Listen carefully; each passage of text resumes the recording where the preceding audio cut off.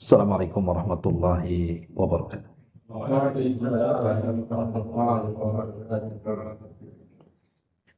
Alhamdulillah wassalatu wassalamu ala Rasulillah wa ala alihi wa sahbihi wa mawala wa la hawla wa la quwata illa billahi wa ba'du.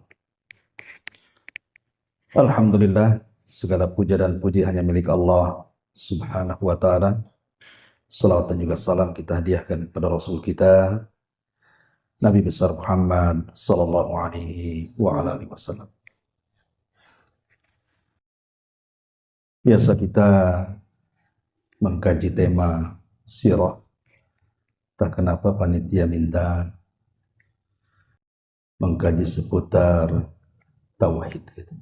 Iya, tauhid. Siapa panitianya nih? Belum datang. Yang minta kaji.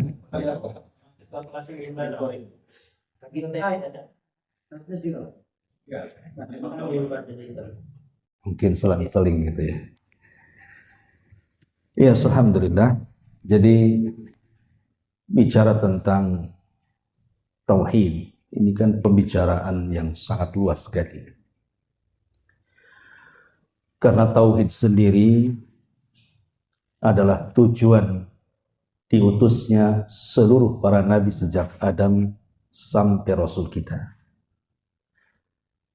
Dan itu disyaratkan dalam Al-Quranul Karim, walaqad ba'athna fi kulli ummatir rasulan ani'budullaha wajtanibu taghut. Dan tidaklah kami utus pada tiap-tiap umat ini seorang rasul kecuali tugas mereka menyerukan kepada umatnya, sembahlah Allah alias tauhid dan jauhi sesembahan selain daripada Allah alias tauhid. Jadi memang tujuan diutusnya para nabi dan rasul itu mengajak manusia ke dalam tauhid. Dan itu kita bisa lihat dalam Al-Quran. Bagaimana ucapan-ucapan para nabi dan rasul ketika berdakwah kepada kaumnya. Mereka mengatakan, u'budullaha, sembahlah Allah, wala tusyriku bihi syai'ah. Jangan sekutukan Allah dengan apapun. Termasuk Nabi kita Muhammad SAW. 13 tahun di kota Mekah itu hanya mendakwahkan tauhid saja. Tidak yang lain. Karena ibadah-ibadah itu baru disyariatkan periode Madinah. 10 tahun. Jadi kita lihat porsinya lebih banyak mendakwahkan tauhid 13 tahun. Karena di Madinah itu sibuk jihad kan itu ya. Dan juga disyariatkan syariat ibadah-ibadah yang kita kenal dengan sholat, puasa, zakat, dan begitu seterusnya. Tapi saya tidak hendak membicarakan tentang definisi tauhid, pembagian tauhid, keutamaan tauhid gitu ya. Karena terlalu lama pembahasan. Saya akan membahas justru kebalikan daripada tauhid. Karena begini, ada istilah para ulama itu, wabididdiha atau wabididdihi tatabayyanal asya. Dengan mengenal lawan daripada istilah tadi, maka akan jelas perkaranya. Jadi kalau kita melihat kebalikannya, biasanya perkara itu akan jelas. Lawan daripada tauhid, syirik. Jadi kalau kita menjelaskan kesyirikan, maka jelaslah apa itu tauhid. Ya, jadi malam ini kita akan menjelaskan seputar kesyirikan. Kenapa saya angkat masalah syirik ini? Karena ini masalah bicara soal amalan yang sudah kita banyak lakukan. Percuma kita ini sholat, puasa, zakat, haji, hadir di majelis ilmu, kalau kemudian kita melakukan kesyirikan, baik syirkul akbar atau syirkul asghar. Syirik besar, jelas kita keluar dari Islam. Tidak diampuni lagi dosanya. Di neraka masuk pula, dikekalkan di dalam. Syirik kecil juga sama. Walaupun tidak mengeluarkan kita dari Islam, Tapi dosa melakukan syirik kecil itu lebih besar dibandingkan orang yang melakukan dosa besar. Jadi kalau ada orang yang melakukan syirik kecil, seperti bersumpah kepada selain Allah, itu kan syirik kecil. Atau menjadikan beberapa gelang jimat sebagai sebab, bukan sebagai tujuan, itu syirik kecil. Tapi dosanya lebih besar dibandingkan berzina, membunuh, minum khamar, dan begitu seterusnya. Jadi memang bahaya sekali syirik ini. Saya ingin memberikan contoh-contoh saja. Dari contoh itu baru kita akan kembangkan. Apa saja contoh-contoh kesyirikan? Karena ini banyak di masyarakat yang terjerumus kepada kesyirikan, tapi dia tidak menganggap itu syirik masalahnya. Baik, yang pertama. Dan contoh-contoh ini sebenarnya saya hanya meringkas dari kitab Tauhid. Yang pertama, lubsuh al-halaqati wal khayti wa nahwihima li raf'il bala aw daf'i.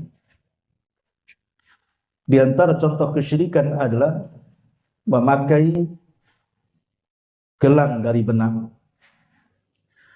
ataupun dari besi tembaga dan yang semacamnya dalam rangka untuk mengangkat bala ataupun mencegahnya.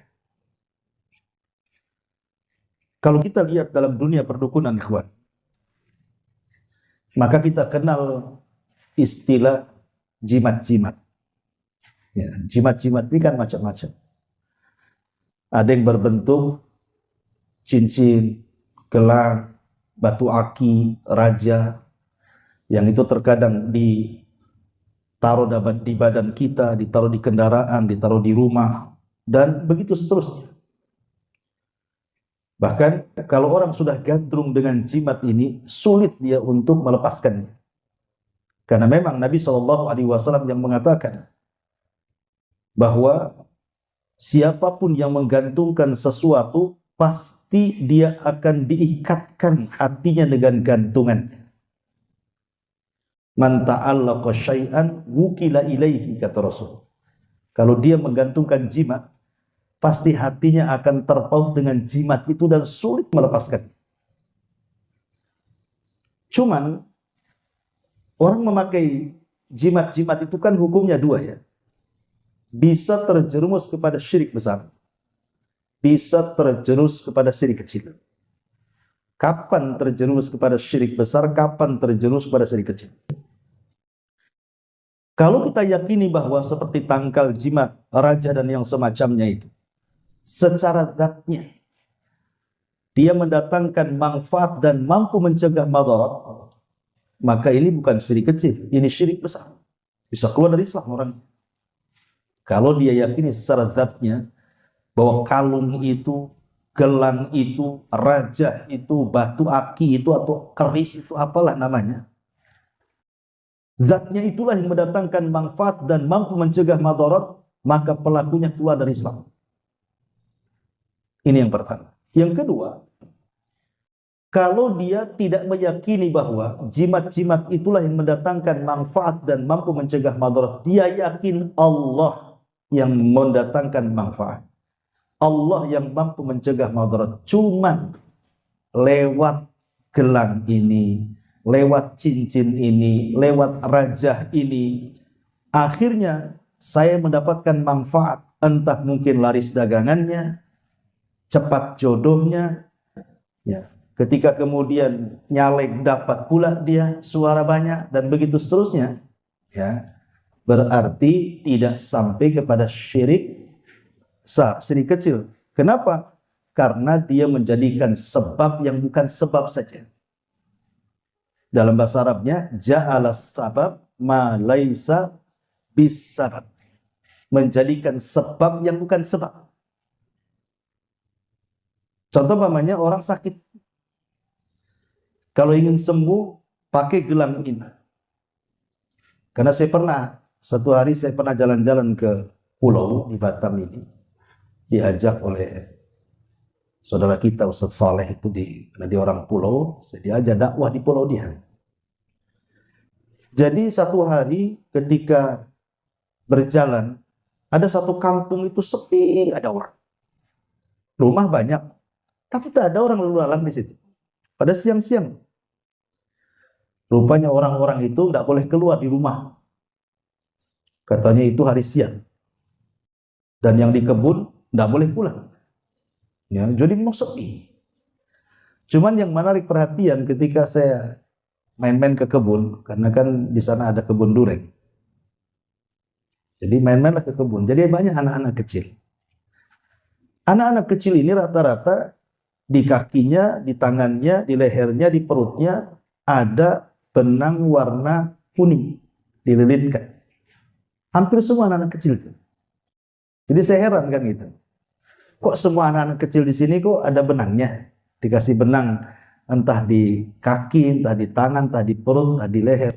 Dan mereka mengatakan tidak boleh diputuskan sampai dia putus sendiri. Jadi saya cobalah cari tahu ke kawan-kawan di situ itu. Kok anak-anak di sini kok rata-rata sampai yang bayi-bayi pun dikasih. Ya. Rupanya mereka meyakini bahwa dengan lilitkan benang daripada benang-benang warna kuning yang katanya itu diambil dari kuburan keramat yang dianggap wali, itu bisa menyembuhkan penyakit. Minimalnya anak itu tidak terserang penyakit. Itu keyakinannya. Nah, ini secara tinjauan tauhid kesyirikan. Kalau memang benang berwarna kuning yang diambil dari kuburan keramat itu bisa menghilangkan penyakit, tentu sudah dijual di apotek kan. Minimalnya dokter ngasih resep benang kan gitu ya. Tapi kan yang jual kan justru tailor kan, tukang jahit-jahit itu ya. Karena benang itu jahit kan. Berarti di sini ada kaidah apa? Orang ini menjadikan sebab kesembuhan yang bukan sebab namanya. Ah, itulah terjerumus kepada syirik kecilnya di situ. Karena kalau saya tanya, yang menyembuhkan mereka yakin Allah. Tapi sebab benang inilah penyakitnya hilang. Nah, ini kan bukan sebab menghilangkan penyakit kan? Berarti menjadikan sebab yang bukan sebab tidak sampai kepada syirik besar, tidak. Ini syirik kecil saja. Syirik besar itu kalau meyakini benang itu yang menyembuhkan. Nah, itulah syirik besar. Karena dalam dunia pengobatan itu ada 3. Dalam dunia pengobatan itu ada 3 yang harus dipahami. 1, ada obat itu secara nas Quran dan hadis memang dia obat. Contoh namanya Al-Quran. Allah mengatakan wa nunazzilu minal Quran ma huwa syifa. Kami turunkan Quran itu untuk obat. Jelas Quran itu obat. Ya. Ataupun minyak zaitun. Karena Allah jadikan sumpah dalam Al-Quran wa tini wa zaitun. Minyak zaitun bisa menjadi penyembuh karena itu tumbuh dari pohon yang diberkahi. Atau umpamanya habbatus sauda. Karena Rasul yang mengatakan habbatus sauda dawaun likulli da. Habbatus sauda itu obat segala penyakit kata Rasul. Ya. Ataupun air Zam-Zam. Karena Rasul yang mengatakan ma'u Zam-Zam lima syuribalah.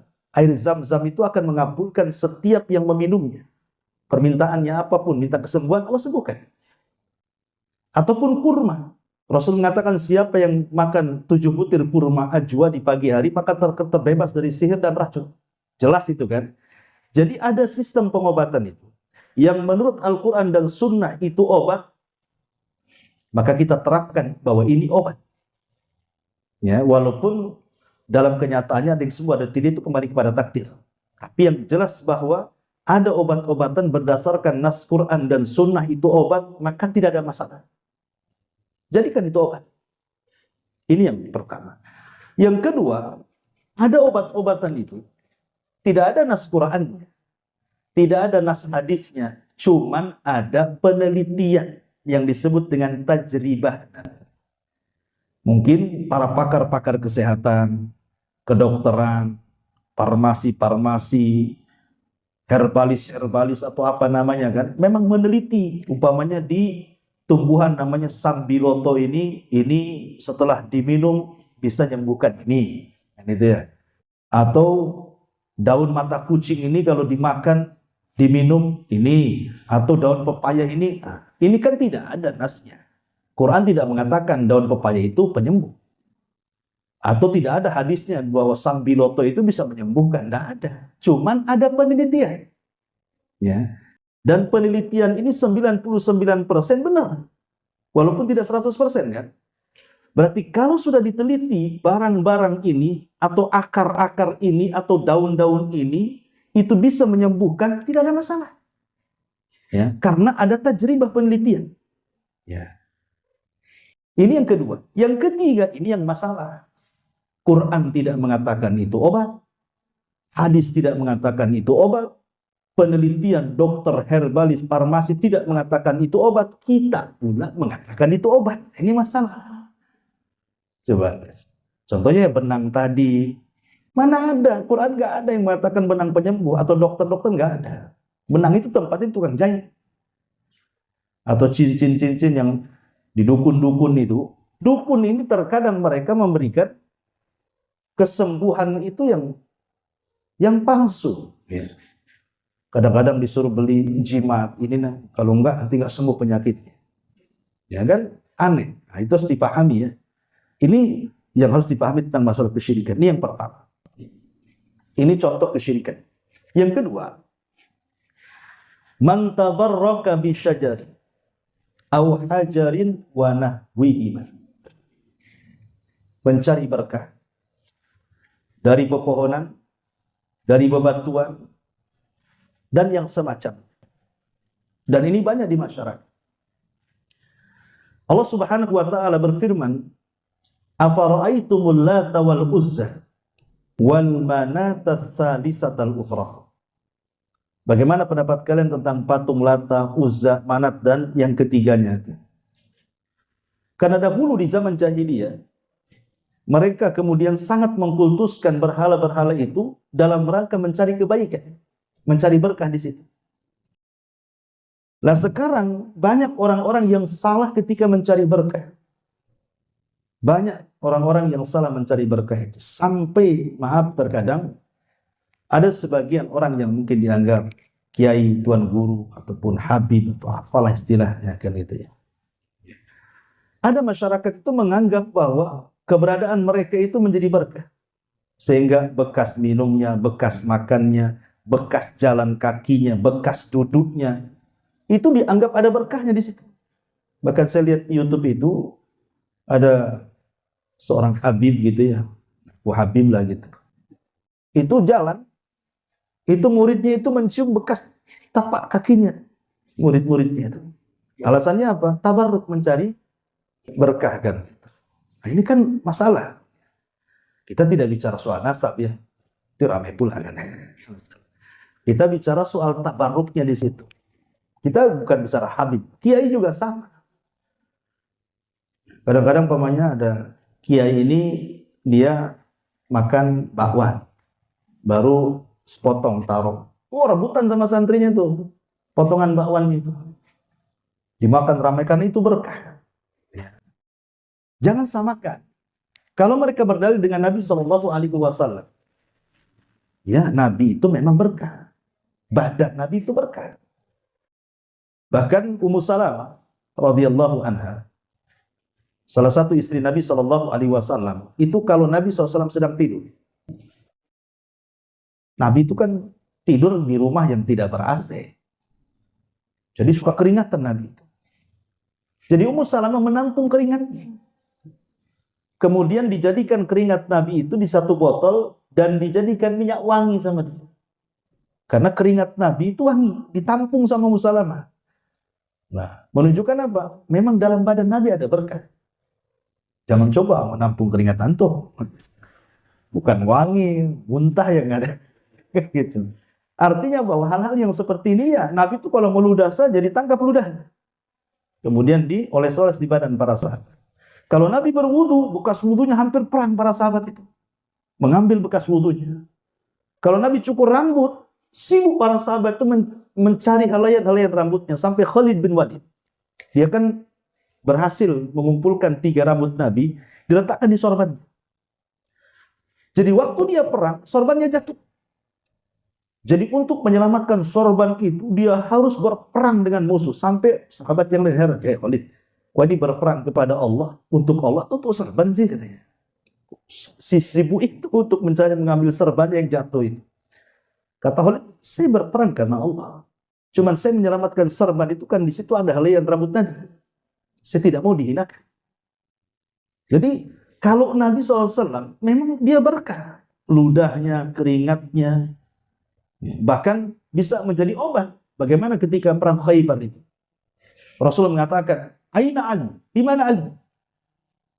Sahabat kecewa, kok mesti nyari yang nggak ada, cari yang ada lah. Jadi pemimpin. Ali lagi sakit matanya. Ya malum ya, namanya di padang pasir, mungkin kelilipan mata kan. Bisa saja kan itu namanya di padang pasir kan.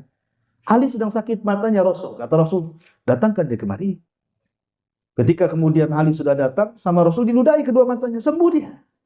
Nah itulah, ludahnya Rasul sembuh. Tapi ludah selain Rasul tidak sembuh. Contoh umpamanya, ada pengikut Musailamah Al-Kadzdzab. Pengikut Musailamah Al-Kadzdzab dikisahkan, dia buta sebelah. Karena dia yakin Musailamah itu seorang nabi. Akhirnya, dia datang kepada Musailamah Al-Kadzdzab supaya disembuhkan matanya. Karena meniru nabi, meludahi sahabat, sembuh matanya kan gitu. Maka Musailamah kemudian meludahi matanya. Jadi dua-duanya buta. Yang tadinya satu jadi dua. Karena itu bukan nabi asli, nabi palsu kan gitu. Wajar, itu namanya ihana. Allah hendak menghinakan. Lah kalau nabi memang ada berkahnya.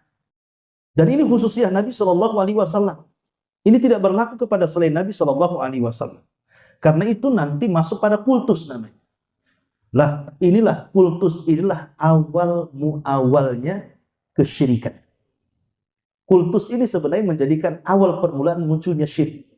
Kapan itu? Ketika terjadi di zaman Nabi Nuh. Di zaman Nabi Nuh alaihi salatu wassalam. Jadi sebelum Nuh diutus, ada satu keluarga. Namanya keluarga Wud. Dalam Al-Quran disebut Wad.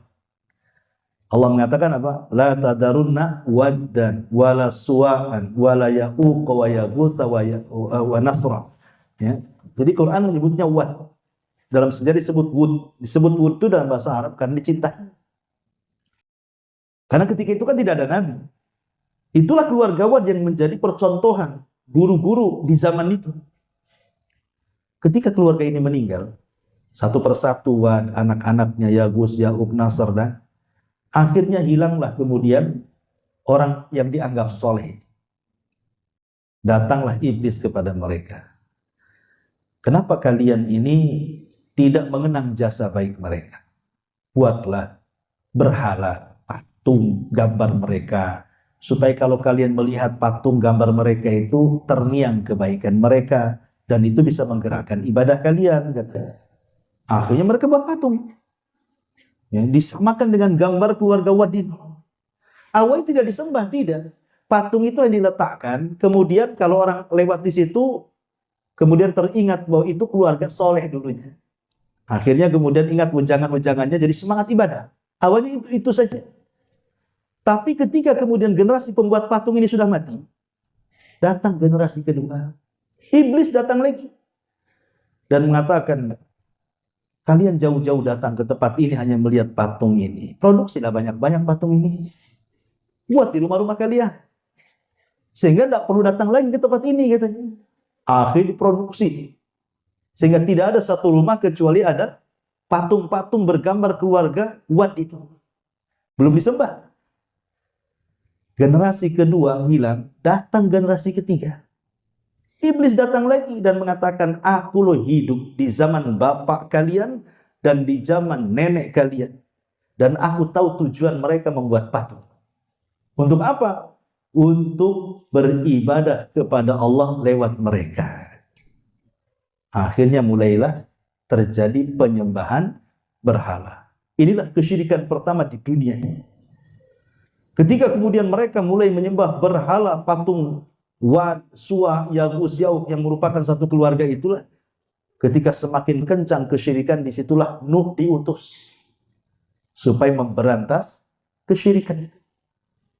Makanya Nuh bukan nabi, tapi dia rasul pertama dalam dunia. Adam bukan nabi. Idris bukan nabi. Rasul pertama itu Nuh. Kenapa? Karena di zaman Adam tidak ada kesyirikan. Di zaman Idris tidak ada kesyirikan. Yang terjadi kesyirikan pertama itu di zaman Nuh. Makanya Nuh diutus sebagai Rasul pertama. Rasul plus juga Nabi. Kembali bahwa terjadinya kesyirikan kaum Nuh karena apa? Karena mengkultuskan tadi. Maka kultus mengkultus sampai kemudian ngalap berkah bahasanya. Ke kuburan ini, kuburan itu. Ini bahaya, ini kesyirikan. Ya. Ini salah satu contoh juga di antara kesyirikan. Ini yang kedua. Yang ketiga, maja'a fi dzambi li ghairillah. Menyembelih bukan karena Allah Subhanahu wa taala. Kita tahu bahwa sembelihan itu kan 4 macam. Yang 4 macam. Pertama, ada orang yang menyembelih itu baca basmalah. Kemudian diniatkan untuk Allah. Jadi menyebut nama Allah dan niatnya juga untuk Allah. Contoh namanya kurban. Ntar lagi kurban nih. Kan kita sembelih karena Allah kan. Bismillahi Allahu Akbar. Allahumma taqabbal minni. Ya. Kemudian niat untuk apa? Untuk Allah. Berarti kurban itu sembelihan tauhid. Kenapa? Karena disembelih menyebut nama Allah diniatkan karena Allah. Ini namanya sembelihan tauhid. Satu.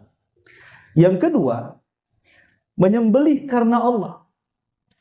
Menyembelih apa? Menyebut nama Allah. Bismillah. Sama dengan yang pertama. Menyembelih, menyebut nama Allah. Bismillah. Digorok. Tetapi ditujukan bukan kepada Allah. Contoh umpamanya orang-orang yang di pesisir pantai laut selatan itu. Biasanya kalau bulan Muharram ada istilah petik laut. Ya kan? Nanti ngelempar kepala kerbau ke lautan kan.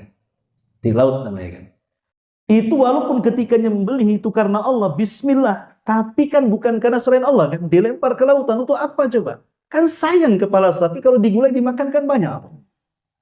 Tapi dilempar begitu saja dimakan ikan-ikan dengan sebuah keyakinan tentang entah Nyi Roro Kidul, Nyi Roro Ngetan, Nyi Roro Ngulon, Nyi Roro apalah istilahnya kan. Ya. Itu kan keyakinan-keyakinan yang jelas berbau kesyirikan kan.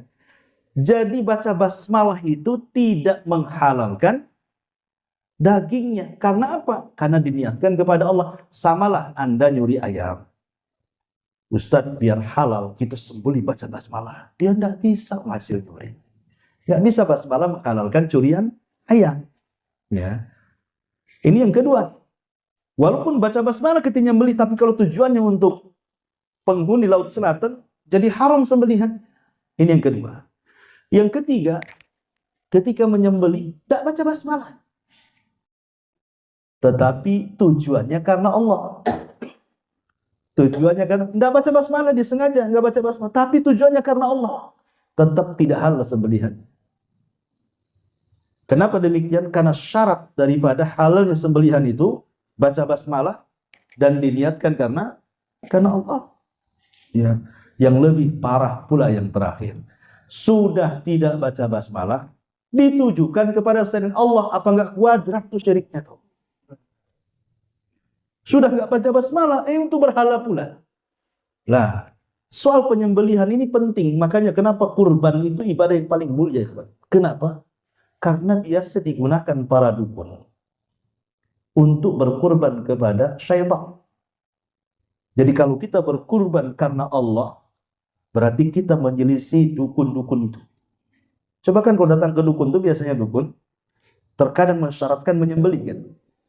Entah menyembelih hewan yang berwarna hitam, kelam, ya kan, biasanya gitu. Biasanya identik dengan hitam-hitam lah. Ya.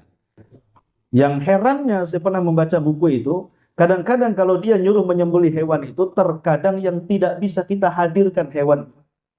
Contoh namanya, cari ayam cemani yang berwarna hitam, tapi yakinkan bahwa anak ayam itu memang terlahir yatim. Gimana caranya? Kan nggak bisa diprediksi kan, ini anak yatim, anak ayam yatim, nggak yatim kan nggak tahu kan. Cuman dia dukun bisa ngomong begitu coba? Kita aja pusing kan? Kita harus tanya-tanya lah sama yang punya ayam dulu waktu ini melahirkan ayam ini bapaknya mati nggak? Kan harus gitu kan? Sengaja kadang-kadang dukun itu kalau mensyaratkan sesuatu yang sulit. Supaya apa?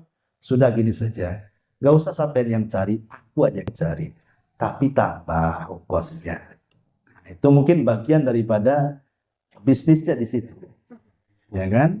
Nggak apa-apa. Itu saya ada tuh anak yatim tuh, anak ayam yatim. Tapi agak mahal sih katanya. Bahasanya kan itu. Karena dukun tuh kan nggak ada yang bilang nggak bisa ya Pak. Kalau dokter masih bilang ini bukan spesialis saya. Ke sana. Kasih rekomendasi. Kalau dukun dah, semua spesialis ada pada dia. Bisa Pak? Bisa. Bisa. Semua bisa. Nggak akan dilempar ke orang. Itu udah ciri-ciri dukun tuh. Dia kalau nangani orang semua bisa. Ya, seolah-olah semua spesialis ada pada dia kan. Itu kalau dokter masih mending. Kalau nggak sanggup ya nggak sanggup kan dokter. Ini bukan kamu spesialis dalam. Saya spesialis mata, nggak nyambung. Nah itu dokter tuh. Kalau dukun enggak. Mau mata, mau dalam, sini kan. Itulah ciri dukun di sini. Jadi ini juga bagian daripada kesyirikan adalah ketika menyembelih bukan karena Allah Subhanahu wa taala. Ini yang ketiga, yang keempat. Di antara kesyirikan adalah an-nadhru li ghairillah. Bernazar kepada selain Allah Subhanahu wa taala. Ikhwan, nazar itu sebenarnya ibadah yang dipuji, tapi nazar yang tidak ada sistem barter. Kalau nazar ada menggunakan sistem barter, itu bukan terpuji, bahkan sebagian para ulama mengatakan haram, paling rendah makruh. Seperti yang biasa diucapkan di masyarakat, kalau aku sembuh, aku akan menyembelih hewan, aku akan berikan fakir miskin. Itu namanya nazar barter namanya. Dibarter dengan kesembuhan. Ya, kalau anakku lulus, nah saya akan sumbang ke panti asuhan. Kalau orang tuaku sembuh, dan begitu seterusnya. Lah nazar seperti ini ada yang mengatakan haram, ada yang mengatakan makruh. Kenapa? Karena nazar yang seperti ini tidak terkeluar kecuali dari orang bakhil. Sebab kalau tidak sembuh, nggak jadi sedekah. Kan bakhil dia. Ya kan? Makanya nazar seperti ini nggak boleh dalam Islam. Tapi itu yang banyak di masyarakat kan, nazar seperti ini. Nggak boleh, itu nazar barter namanya. Masa Allah diatur-atur? Ya Allah kalau kau sembuhkan, aku sumbang. Kalau enggak. Nah itu kan ngatur Allah namanya. Seolah digituin gitu. Seolah dia yang ngatur.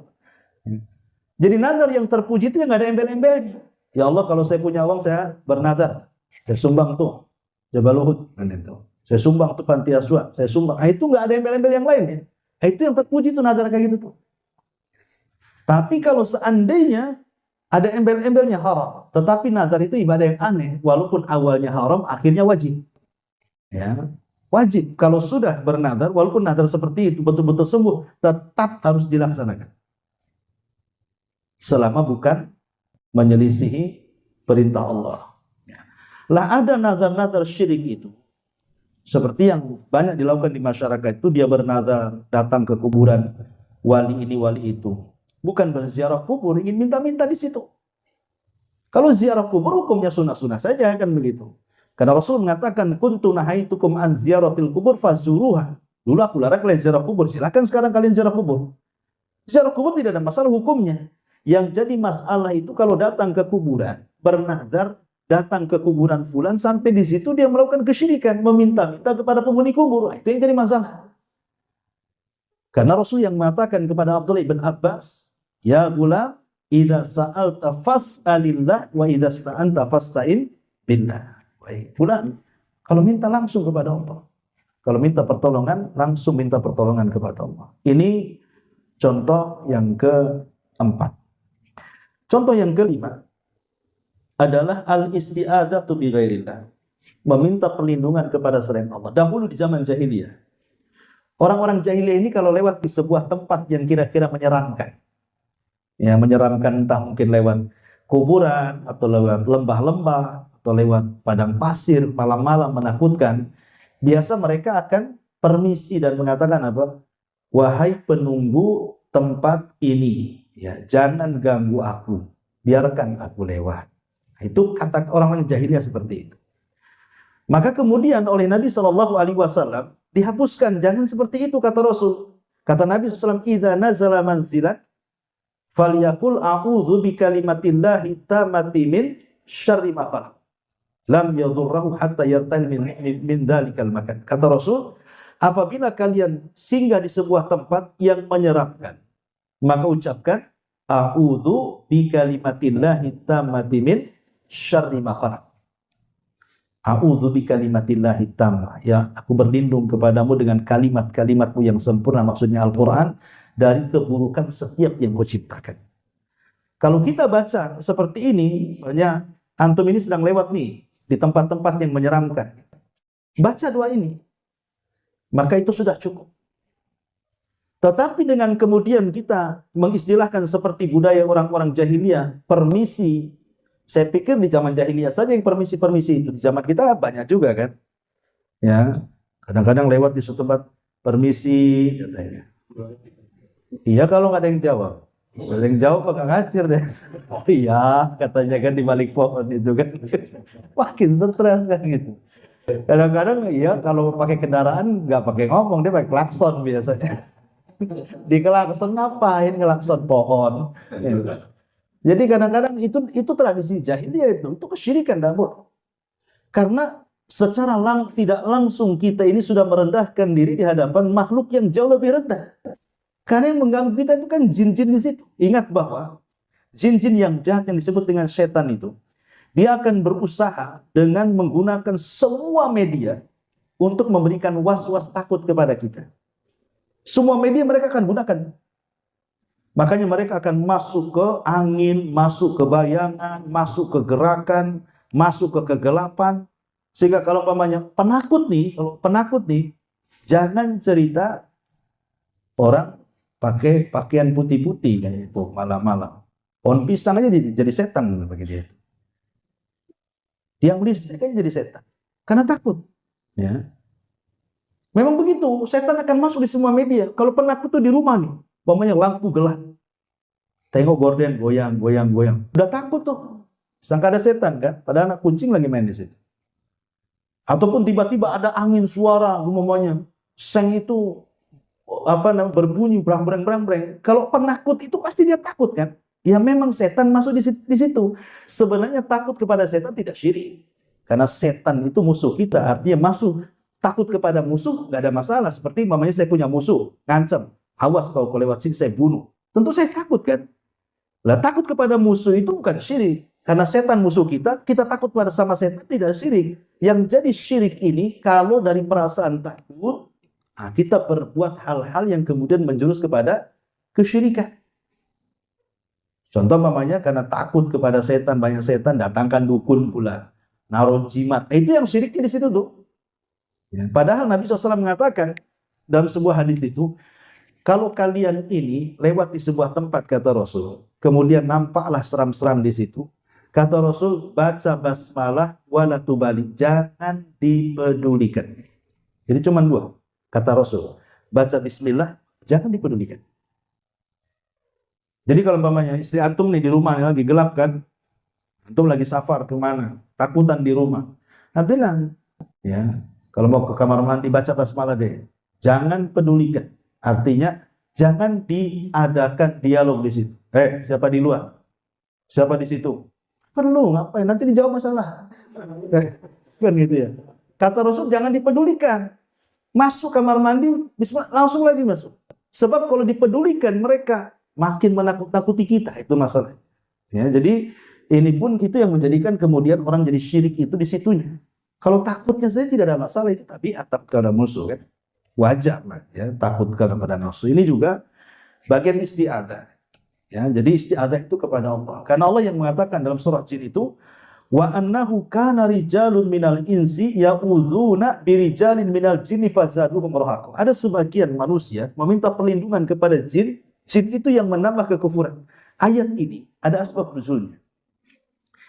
Jadi di zaman itu, di zaman Nabi, zaman jahiliyah, jadi banyak kemudian orang-orang yang mereka datang ke jin-jin itu meminta perlindungan.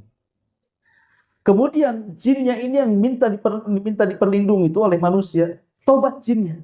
Jadi jinnya tobat, masuk Islam. Lah yang minta bantuan kepada jin ini tidak tahu kalau yang diminta bantuan itu sudah tobat. Dia malah terus saja kemudian kufur. Turun ayat ini. Wa innahu kana rijalun minal jinni ya'udzuna birijalin minal insi Innahu kana rijalun minal insi ya'udzuuna birijalin minal jinni fazaduhum rahaqa. Ada sebagian sekelompok manusia meminta perlindungan kepada bangsa jin. Jin itulah makin mengkufurkan mereka. Ya, karena mereka tidak tahu dunia jin kan. Kita kan tidak bisa memandang jin. Jin bisa melihat kita, tapi kita tidak bisa melihat jin.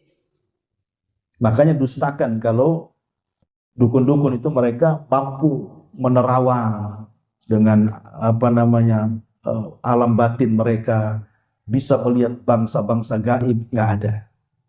Allah yang mengatakan innahu yarakum huwa wa qabiluhu min haitsu la tarawna. Dia, jin, iblis dan semua pengikutnya melihat kalian. Kalian tidak bisa melihat mereka. Itu nas Quran itu. Tiba-tiba kemudian ada orang yang mampu melihat jin.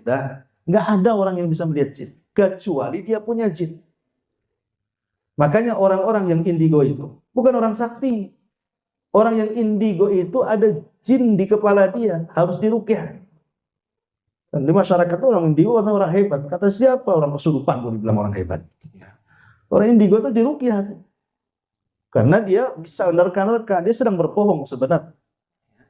Karena lewat permainan jin lah di situ. Jadi ini harus dipahami bahwa isti'adzah kepada selain Allah itu bagian daripada kesyirikan. Kemudian juga yang selanjutnya, maja'a fi sihri. Contoh kesyirikan yang lainnya adalah bicara soal sihir.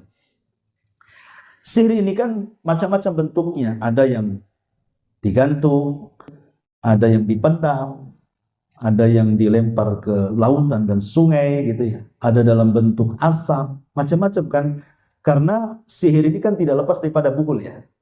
Makanya Allah mengatakan min syarri qul a'udzu birabbil falaq min syarri ma khalaq min syarri ghasiqin idza waqab min syarri naffatsati fil 'uqad wa min syarri naffatsati fil 'uqad.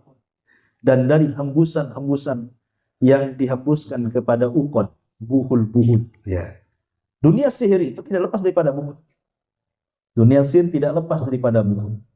Makanya kalau orang kena sihir, cari buhul. Ketika Nabi SAW 6 bulan terkena sihir, jangan salah, Nabi pun pernah kena sihir.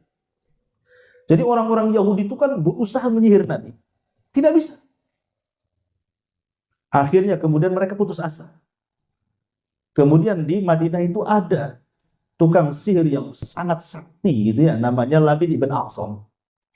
Jadi orang-orang Yahudi datang ke rumah Labid ibn A'sam meminta agar Labid ini menyihir Nabi.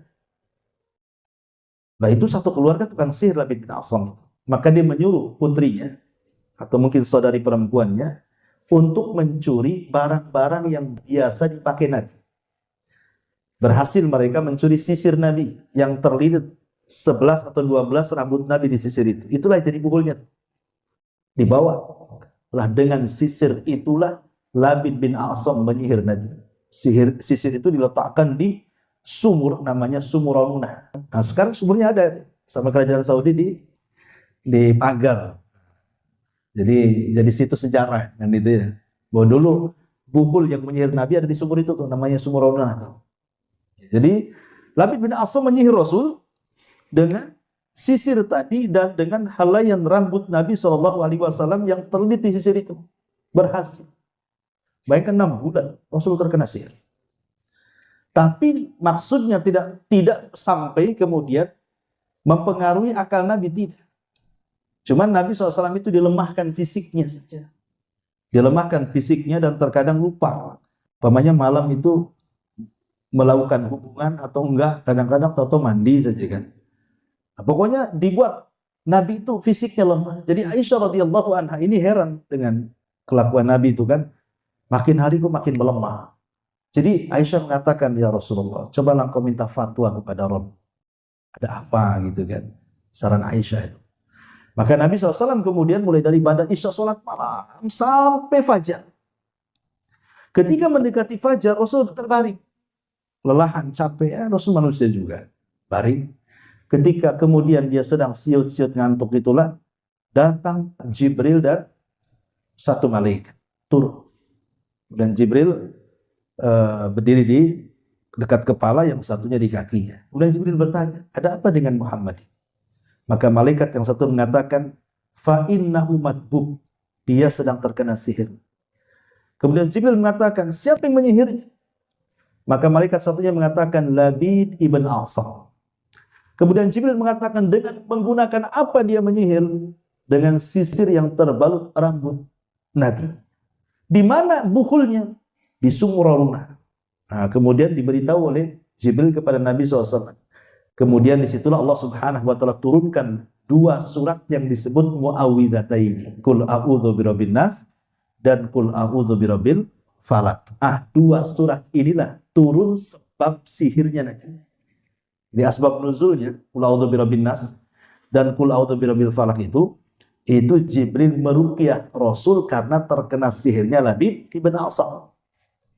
Kalau ingin tahu sebab turunnya 2 surat itu, makanya 2 surat itu disebut Muawwidhataini, 2 surat perlindungan. Jadi kalau kita hendak meruqyah, pakailah 2 surat itu. Meruqyah. Punya istri ini 1 bulan itu minta uang terus gitu. Sini dek. Qul a'udzu birabbin nas, malikin nas. Bulan depan makin minta lagi, berarti ruqyah lagi. Nah, karena ruqyah itu kan nggak bisa sekali kan gitu. Ustadz dia akan masukkan jin gitu. Masukkan apa? Nggak tahu masukkan apa kan itu. Intinya bahwa Nabi terkena sihir, artinya kalau Nabi saja terkena sihir, apalagi kita lebih bisa terkena sihir kan umatnya. Karena laki-laki itu cenderung kena sihir, kalau perempuan cenderung kesurupan. Ya, makanya kasus Pina itu yang kesurupan siapa? Si Linda kan, perempuan kan, bukan laki-laki kan. Ya, karena kesurupan itu identik dengan perempuan. Kalau laki-laki identik terkena sihir. Ya. Itu hati-hati antum kena sihir. Biasa di pelet itu laki-laki mudah kena pelet kan, sihir pelet itu. Baik, jadi sihir ini bagian daripada kesyirikan. Nah, sebenarnya sihir ini sejarahnya gimana? Ini kan sejarah sejak lama. Dan dulu kan kalau kita sejarah sihir itu kita berarti sejarah Harut dan Marut. Nah, ya. Kisah sejarah Harut dan Marut yang disebutkan di dalam Al-Quran, tapi bukan ranah itu gitu. Panjang sejarah itu, nggak bisa habis saja di situ nanti waktu itu. Kemudian juga di antara jenis kesyirikan adalah maja'a fil kahanati wa nahwihim. Apa-apa yang datang dalam dunia perdukunan paranormal. Beda ya kalau sihir dengan kahana. Karena kalau dunia perdukunan itu begini ringkasnya. Ya. Ada istilah kahin, ada istilah arraf, ada istilah munajjib, ada istilah rammal, ada istilah sahir. Ya. Jadi 5 istilah ini kalau kita bicara kitabun tauhid itu, kalau bicara dunia perdukunan pasti akan keluar 5 istilah. Yang paling rendah itu disebut arraf. Arraf itu artinya seseorang yang meramal sebuah ramalan tentang kondisi yang akan datang. Dia meramal sesuatu yang akan datang.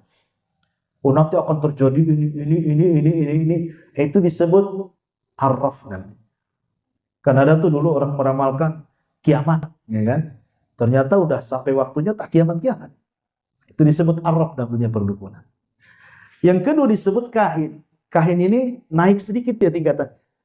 Karena kahin ini bukan meramalkan sesuatu yang akan terjadi, tetapi dia meramalkan sesuatu yang telah terjadi. Umpamanya kita ini sudah setahun mobil kita hilang. Datang ke dukun, Pak Dukun, boleh diterawang nggak mobil saya di mana? Gitu. Tapi di mana-mana dukun nggak bisa memastikan. Dia agak-agak aja dia. Oh, itu di Bengkong. Bengkong apa? Di Bengkong lah pokoknya. Gitu modelnya dukun itu. Dia nggak mau, oh Bengkong Indah, gang sekian, nggak ada. Ya, dia pasti global saja. Sebab kalau seandainya pas ya sudah digunakan kepolisian lah, itu ngapain pula capek kan itu ya. Langsung tahu siapa pembunuhnya. Tapi dukun tuh agak-agak semuanya. Nah, itu arraf itu di atas sedikit tuh, karena dia bukan meramalkan yang akan datang, yang sudah terjadi. Kan mobilnya kan sudah hilang, sudah terjadi kan gitu. Nah, itu disebut naik sedikit, disebut kahin namanya. Ya. Naik sedikit itu disebut munajim. Lah munajim itulah yang kemudian disebut dengan ahli nujum, yang menggunakan zodiak perbintangan itu.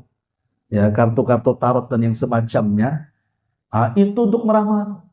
Kalau zaman kita baheula belum ada handphone, belum ada ini kan biasanya di koran-koran nasional atau koran lokal itu kan ada tuh gambar-gambar bintang-bintang tuh kan. Nanti kita dicocok-cocokkan lahirnya tuh. Kamu bintang yang gambar apa itu? Yang gambar kambing ke, kalajengking apa kan? Nanti mereka meramal. Kalau kamu berjodoh dengan bintang yang anu, wah ini gak bisa. Ya, sebab kamu lahirnya ini, karakter kamu seperti ini, berarti kamu bintangnya ini, kamu cocok dengan bintang itu, kau tak cocok dengan bintang ini katanya. Nah, akhirnya cocok-cocokan kan? Gara-gara bintang-bintangan orang bisa bercerai. Nanti kalau bermasalah di suami istri itu, oh dasar kau bintang itu, gitu jadinya. Bintangnya disalahkan. Salah cari bintang saya katanya. Itu kan orang-orang dulu tuh. Nah, ini kan dunia-dunia seperti ini zaman dulu luar biasa. Tapi alhamdulillah sekarang dengan dunia handphone, ya syiriknya bukan, berhalanya bukan bintang lagi, handphone berhalanya sekarang. Jadi itu namanya munajim. Mereka meyakini tak peredaran bintang itu mempengaruhi tentang manfaat dan pencegah madarat. Ada namanya romal. Ya romal itu biasa menggunakan media-media pasir ya untuk meramal. Media-media pasir, orang-orang di padang pasir itu bisa meramal. Tetapi dalam dunia perdukunan yang paling parah adalah sahir, tukang sihir. Karena kalau meramal itu tidak menyakiti orang. Dia buat gaduh orang aja. Tapi kalau tukang sihir ini bisa menyakiti orang, bisa sampai membunuh orang, ya kan? Bisa sampai membuat setruk bertahun-tahun, membuat orang susah tukang sihir. Makanya itu dunia sihir, dunia perdukunan yang paling tinggi ya tukang sihir itu. Makanya kenapa kata Nabi SAW, haddus sahir dharbatu bisayf. Hukuman penyihir itu langsung penggal kepalanya. Ya, yang menggal tentu pemerintah kan. Ini juga bagian daripada kesyirikan. Ataupun nusrah, maja fin nusrati. Nusrah itu melawan sihir dengan sihir. Ada orang kena sihir, datangkan dukun. Nah, itu namanya nusrah, itu namanya melawan dukun dengan dukun. Nah, itu nusrah, tidak boleh. Nah, itu termasuk amal setan. Ya, kita kan sudah ada solusinya. Solusinya dengan cara diruqyah. Kita ada. Islam itu lengkap kok gitu ya. Untuk menghilangkan dari dukun ada istilah ruqyah, pengobatan sistem Islam. Dengan berbagai macam ruqyah yang diajarkan dalam Islam itu kan luar biasa. Cuman sekarang ini banyak juga kemudian dukun-dukun berkedok ruqyah. Seperti contohnya apa? Ya contohnya kadang-kadang dia baca Qur'annya jelas saja di awal, tapi ujung-ujungnya tak jelas. Baca Fatihahnya jelas. Auzubillahi minasyaitonir rajim. Habis baca Fatihah was-was enggak jelas kan itu ya. Nah, ini kan namanya semi dukun. Karena ruqyah itu enggak boleh enggak jelas, harus jelas. Dia dari doa-doa yang diajarkan Nabi atau dari ayat-ayat Al-Qur'an atau dengan bahasa-bahasa yang bisa dipahami. Bukan dengan menyebut nama-nama setan, nama-nama jin, ya mambang pohon, mambang ini, itu udah mambang-mambang udah repot kan. Itu mengundang jin, itu sudah dukun namanya. Lah nusrah dalam Islam dilarang. Ya nusrah itu artinya mengobati sihir dengan sihir. Itu tidak boleh, itu kesyirikan. Ya.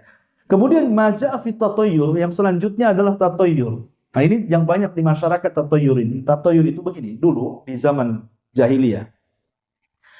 Kita tahu bahwa tradisi orang jahiliyah ini, mereka kan kalau berniaga, kedua tempat aja kan, rihlatas syita'i was-saif, kan itu ya. Musim dingin dan musim panas. Ke mana? Kedua arah. Kalau tidak ke Yaman, ke Syam. Ya, itu rute perdagangan orang Mekah itu kedua tempat. Yaman, Syam. Cuman jeleknya orang-orang jahiliyah ini, kalau mereka mau berangkat berdagang, maka mereka akan menerbangkan burung. Kalau burung ini mengarah ke Syam, walaupun perjalanannya ke Yaman, nggak akan jadi. Nggak akan jadi berangkat. Apalagi memang tujuannya ke Syam. Kok terbangnya ke arah Syam? Makin tidak jadi. Makanya mereka orang jahiliyah menyebut kenapa daerah itu Syam. Syam itu dari kalimat tasya'um. Ya, tasya'um itu artinya menganggap sial. Makanya Syam disebut Syam bagi orang tradisi jahiliyah itu artinya membawa kesialan. Jadi kalau menerbangkan burung kok ngarahnya ke Syam, berarti ini bawa kesialan nih. Nggak jadi dagang mereka. Sejak itulah maka mereka disebut tatayyur, menjadikan buntung dan untungnya perniagaan itu dengan menerbangkan burung. Namanya tatoyur. Ya. Lah kemudian berakhir belakangan tatoyur ini kan berkembang. Dulu saya masih kecil-kecil, di orang di desa-desa itu kok banyak orang yang melihara perkutut. Ya. Nanti kalau suara pagi perkutut tuh ada suara tertentu, oh ini hoki. Ya, jadi suara perkutut itu bawa hoki. Ini kalau ada tersedak-sedaknya lagi flu mungkin tak lah kan itu. Tapi kalau bunyi tertentu perkutut itu katanya, itu membawa hoki. Akhirnya berkembang kepada ikan lohan yang nong-nongnya makin besar tuh bawa hoki kan. Sampai kepada pohon janda lobang kan, janda bolong kan gitu ya. Apa macam-macam kan? Itu sebenarnya kan jenis tatoyur itu. Makanya kenapa kemudian tatoyur itu kan diistilahkan para ulama menganggap sial ataupun untung dari yang dilihat, dari yang didengar, dari yang dimimpikan, dari yang dirasakan. Nah, maka ini kesyirikan. Ini kalau tangan kanan yang kesemutan katanya, ini mau dapat gaji, dapat duit. Ini kalau yang kesemutan tangan kiri ini yang datang debt collector katanya. Ini kan tatoyur ini, tidak bisa. Ya. Jadi itu tatoyur seperti itu sampai ke angka 13 tuh angka berapa di pesawat itu juga nggak ada. Sampai ke pesawat loh, angka sial itu tidak ada. Padahal tidak ada angka yang sial itu. Sampai kepada hari, orang dulu itu kalau mau nikah harus nanya dulu sama orang pintar. Kira-kira hari apa, bulan apa, tahun apa. Ya, ini kan repotnya. Padahal Islam itu menganggap semua hari, semua minggu, semua tahun itu baik. Bahkan dengan sendirinya Rasul sampai mengatakan la tasubbud dahra fa innama ana dahr. Allah berfirman dalam diskusi, Rasul bersabda, jangan mencela waktu karena aku yang membolak-balikan waktu. Jadi ketika kita menganggap ini bulan sial, ini bulan untung, itu sama dengan mencela yang menciptakan bulan. Dengan mengatakan ini hari baik, itu hari tak baik, sama dengan mencela yang menciptakan hari. Ini kan bahaya. Semua hari baik, semua hari tidak ada yang sial. Semua bulan baik, semua bulan tidak ada yang sial. Jadi dengan kemudian kita tatoyur dengan hari, dengan waktu, itu sama dengan kesyirikan kepada Allah Azza wa Jalla. Ini kan salah satu jenis kesyirikan juga, namanya tatoyur. Kalau dulu kalau ada gadis yang makan di pintu, lambat jodohnya, perasaan makin cepat kan, banyak nengok kan. Kan dulu macam-macam tuh, ada yang kalau mandi istrinya lagi hamil tidak boleh ngelilitkan anduk di leher, nanti bayinya takut kelilit ari-arinya katanya. Apa urusan anduk yang dililit suami dengan bayi pula kan itu? Ini kan macam-macam tuh orang-orang yang tatoyur ini. Nah, itu kesyirikan, Islam tidak ada. Itu khurafat tuh namanya. Khurafat. Sekarang kan banyak khurafat tuh. Ini muncul nih, ada yang menguasai bahasa Suryania, itu makoli itu apa tuh? Kan gitu. Katanya dia bisa membuka pintu langit, gawang neraka dia yang jaga katanya kan. Dia bisa panggil hujan, bisa berdialog dengan malaikat. Hebat pula kan itu. Ah ini nggak beres ini orang ini. Ini kan khurafat. Ini kan dukun. Dan saya nggak yakin juga itu bahasa Suryani. Itu kan bahasa Arab, itu bahasa TKI itu. Makoli itu jelas itu ya kan. Karena kita tidak sak lagi bahasa Suryani memang ada. Ya, bahasa Suryani itu ada yang memang mengatakan itu bahasa pertama Nabi Adam. Ada yang mengatakan bahasa Arab lah bahasa pertama Nabi Adam. Ada yang mengatakan bahasa Yunani dan begitu seterusnya. Jadi itu masalah khilaf ulama. Tapi kan dengan perselisihan ulama tidak ada yang sahih karena tidak berdasar, semua diambil dari kisah Israiliyah. Yang jelas bahwa ngapain kita sibuk dengan bahasa Suryani yang sulit dipelajari, yang jelas-jelas bahasa Quran, bahasa hadis, bahasa Arab itu jadi dipelajari. Karena kalau kita tidak belajar bahasa Arab, tidak bisa kita paham dengan Quran, tidak bisa paham dengan hadis. Karena Quran dan hadis bukan bahasa Suryani, kok sibuk-sibuk dengan bahasa Suryani pula. Itulah bahasa terbaik bahasa Arab. Bahasa Arab tidak ada bahasa yang terpaling pusat di dunia ini melebihi bahasa Arab. Kalau memang ada bahasa yang lebih hebat daripada bahasa Arab, bahasa Suryani, ya tentu Al-Quran menggunakan bahasa itu. Karena Allah pasti memilih bahasa terbaik. Tapi rupanya Allah memilih bahasa Arab. Berarti itulah bahasa terbaik di dunia. Ya. Taib. Ya, kok jadi lari ke Suryani tadi. Taib.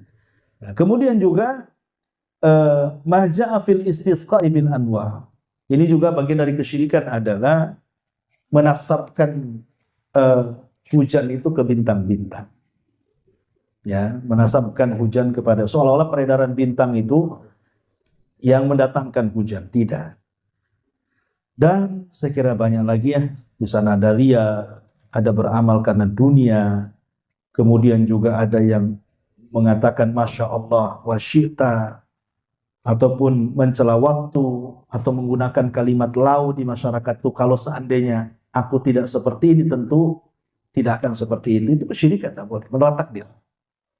Ya, umpamanya ada seorang yang keluarga dia dibawa ke dokter dengan harapan sembuh atau mati. Akhirnya mengatakan tuh kan, seandainya tidak dibawa ke dokter dia masih hidup. Gitu. Gak boleh ngomong begitu. Kematian kan sudah takdir. Atau sebenarnya udah malas mau keluar, tapi tidak tahu tiba-tiba bergerak mau keluar aja, atau kecelakaan. Habis kecelakaan nanti ngomong, seandainya tadi tidak keluar, tadi tidak mungkin celaka. Kata siapa? Kalau sudah takdirnya nggak keluar pun pasti kepleset di rumah. Kalau sudah ditakdirkan hari itu celaka, gimana caranya Allah buat celaka dia? Nggak mesti harus keluar kecelakaan itu kan? Bisa saja kepleset di kamar mandi. Jangan bilang coba saya nggak keluar, katanya nggak patah tangan. Iya. Kalau Allah takdirkan patah tangan, mungkin tidak ketabrak motor, mungkin kepleset di kamar mandi, nanti patah juga tangannya kan? Kalau sudah ditakdirkan patah tangan. Jadi tidak boleh mengatakan seandainya. Karena kalimat seandainya itu pintu pembuka amal setan. Karena menolak takdir itu kesyirikan, tidak boleh. Nah, itu juga kalimat-kalimat seperti itu jangan diucapkan, itu karena bagian daripada mungkirul qadar namanya, mengingkari takdir Allah Subhanahu wa ta'ala. Dan banyak lagi lah contohnya. Wallahu alam, ini diantara contoh-contoh kesyirikan. Taib, sebelum saya tutup, kalau ada yang bertanya silakan.